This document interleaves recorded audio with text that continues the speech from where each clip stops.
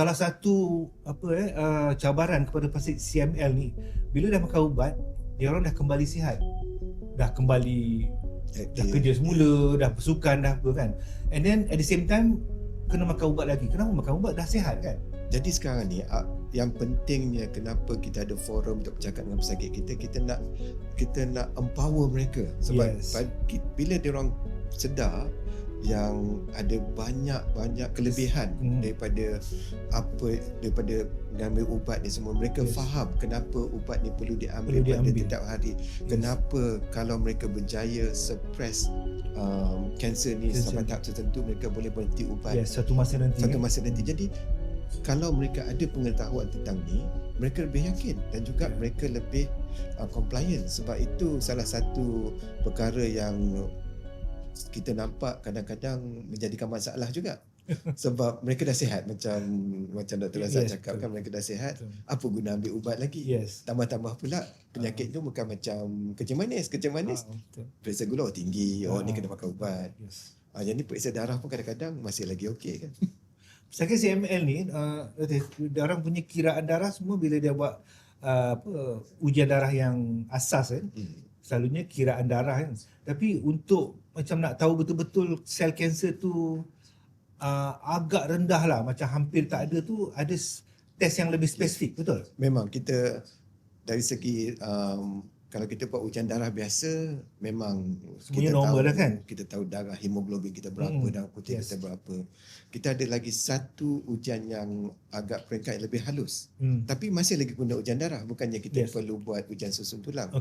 Ujian ni kita panggil PCR. PCR ni saya rasa masa COVID dulu kita selalu dengar.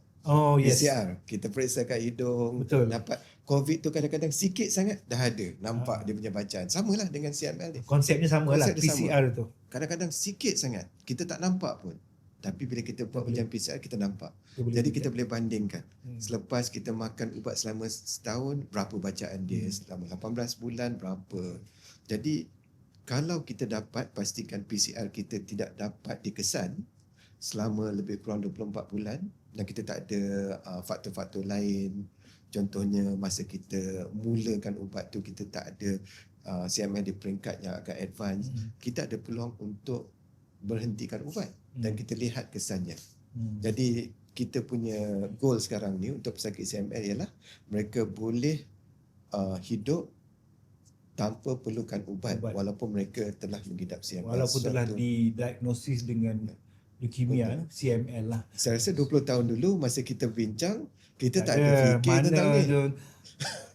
Bila tanya doktor berapa lama, you jangan banyak soal. Makan je. Itulah. Kan, that was 20 years ago. I mean, kita nampak macam mana teknologi perubatan kan berkembang, especially untuk CML lah. Memang saya nampak. Saya didiagnose pada awal 2006 tu, masa tu memang peringkat ubat yang magic bullet tu, imatinib tu memang peringkat awal. Saya cuma sempat generasi pertama je Dr. Haris. Jadi lepas ubat imatinib tak berkesan untuk saya dah tak ada pilihan lain lah. Generasi kedua masa tu masih dalam kajian.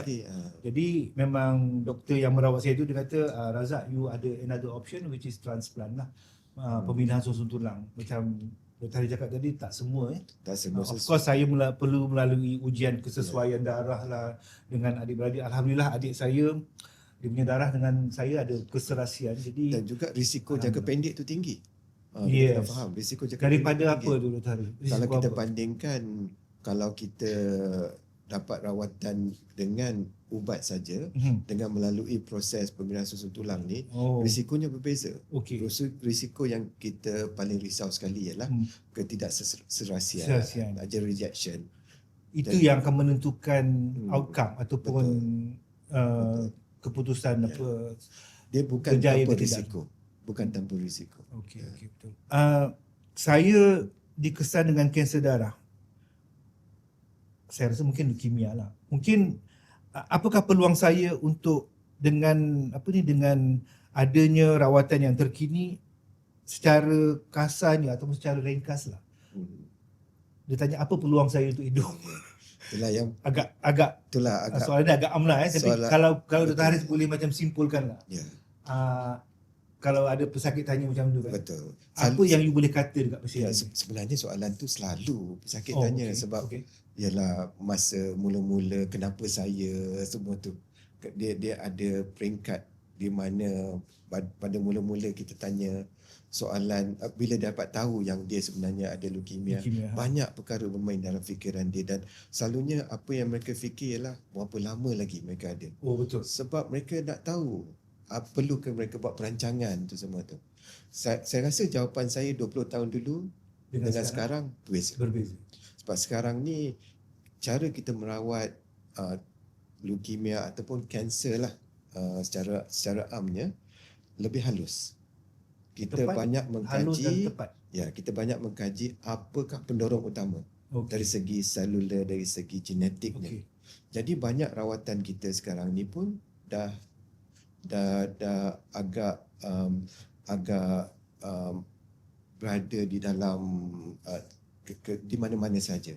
Sebagai contoh ya, kalau kita bagi rawatan untuk kita cuba lari sikit daripada limfoma, sebab limfoma ataupun leukemia ni rawatan dia agak khusus. Selalunya targeted therapy ataupun dengan kemoterapi. Kalau kita tengok contohnya kanser usus. Kanser usus, rawatan yang terbaik untuk kanser usus ialah pembedahan. Buang. Jadi untuk apa-apa jenis kanser pun sebenarnya ada banyak ruang. Pertama, rawatan pembedahan. Kedua ialah kemoterapi. Ketiga ialah radioterapi. Yang keempat sekarang ni yang semakin menjadi trend, bukan dia more kita kata mainstream lah. Dia kita panggil molecular therapy. Ada juga setengah tu molecular therapy ni termasuk ubat di mana dia dapat tahu target kanser tu membiak macam mana dan kita makan ubat tu. Dia secara bersasar lah. Bersasar targeted therapy. Betul. Jadi dari segi pengetahuan kita pun makin banyak, rawakan sokongan kita pun makin banyak, teknik pembedahan kita pun lebih moden dan juga kalau kemoterapi pun dulu kita kemoterapi ni agak macam sesuatu yang tumpul blunt instrument. Tapi sekarang ni kalau kita tengok pesakit ada dua pesakit kanser, rawatannya agak berbeza sebab bergantung kepada molecular test pada pesakit itu. Jadi sekarang ni kita kena lihat rawatan kanser ni sebagai sesuatu yang moden dan kita patut sedar yang kita masih lagi banyak peluang. Tapi saya cakap terus terang, kalau boleh kita tak nak ada pesakit kita yang ada kanser. Sebab itu kalau kita nak mencadangkan tentang rawatan kanser ni, peringkat pertamanya kita kena tahu dari segi screening. Kita nak tahu kalau seorang tu ada penyakit kanser, kita nak detect daripada awal. Sebab kalau stage 1 berbeza dengan stage keempat. Jadi saya rasa walaupun kita ada rawatan yang berbagai-bagai sekarang banyak ni, mana pun kesedaran tu penting.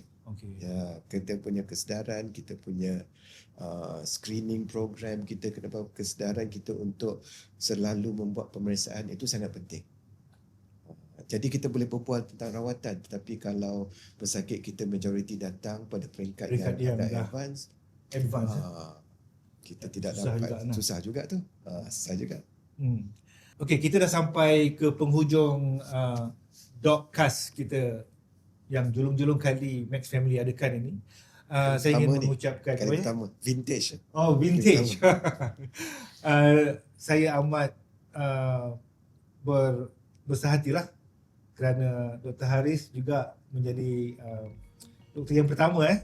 Saya harap lepas ni ada siri lagi dan tapi saya sangat berhasrat sebab Dr. Haris menjadi sudi untuk menjadi tetamu kita yang pertama lah. Terima kasih lah kerana menjemput saya sebab saya rasa peluang macam ini saya takkan lepaskan. Sebab penting kita mungkin tak apa, nanti kita boleh discuss lagi topik yang lain. Kanser darah banyak kan Dr. Haris? Banyak. Dia bukan setakat leukemia, lymphoma je. Kalau setahu saya mungkin berpuluh lagi kan. Cumanya kerap ke tak kerap juga. Betul. So sebagai akhir kata, Terima kasih kerana mengikuti kami di Dotcast kali ini. Jangan lupa ikuti kita kami di semua platform social media kami, di Facebook, Instagram, TikTok dan insyaAllah di YouTube. Terima kasih. Jumpa lagi. Terima kasih.